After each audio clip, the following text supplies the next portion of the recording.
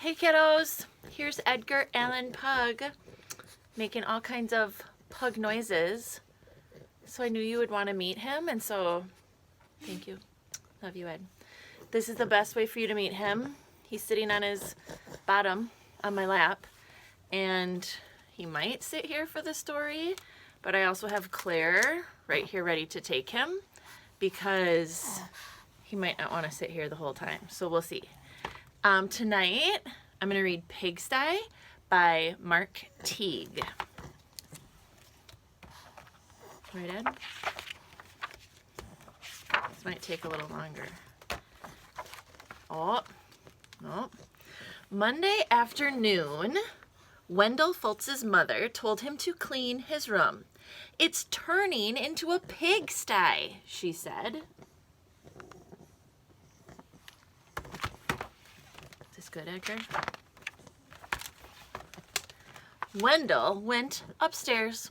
Much to his surprise, a large pig was sitting on his bed. Edgar looks like he's going to fall asleep. Pardon me," said Wendell. He shoved some toys into his closet, but the pig didn't seem to mind the mess, and Wendell found that he didn't really mind the pig either. He decided to take a break.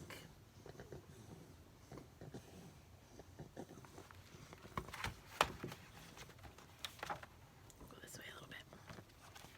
You kids can see the pictures. When Wendell's mother came to look at his room, the pig was hiding, but the mess was still there. She threw up her hands. "Okay, Wendell," she said, "if you want to live in a pigsty, that is up to you." Oh, thank you, Edgar. Do you want to go with Claire? Can you tell the kids bye-bye? Okay, bye-bye, Papa. Say bye-bye, kids. You gonna wave? Bye-bye. Bye-bye. All right. Thanks, Claire. Wendell could hardly believe his luck. Now I can live however I want. He didn't even have to worry when he came home on Tuesday and he found a second pig in his room. The mess, it had grown a bit worse, but he was able to jam most of it under his bed. "Pigs are all right," he said, "as long as it's only one or two."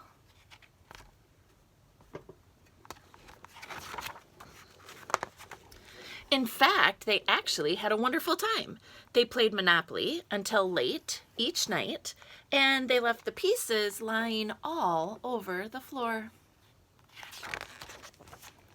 They had paper airplane wars, and they had pillow fights, and the bed became a trampoline.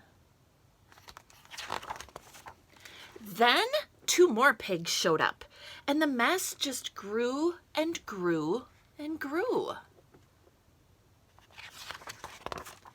That night when Wendell went to bed, the pigs were lying everywhere.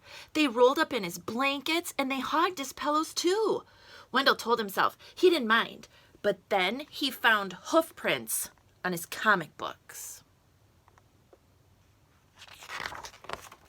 And Friday, when he got home from school, he saw that someone had been sitting on his basketball. And his baseball cards were all chewed. "That does it," said Wendell. "I've had enough." He ran downstairs to tell his mother.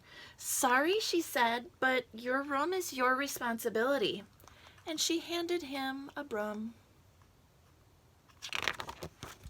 Wendell started to complain. The mess was too huge. But suddenly he remembered a saying he'd heard, that many hooves make light work. He marched upstairs and he organized a cleaning crew.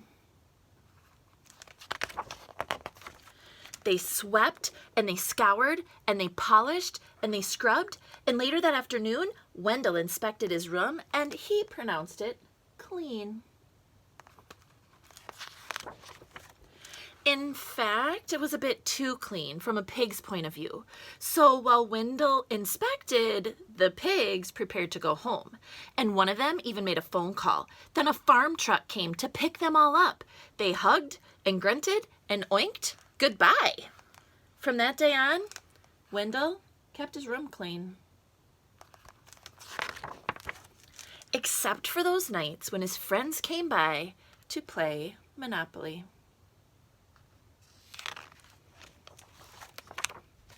The end.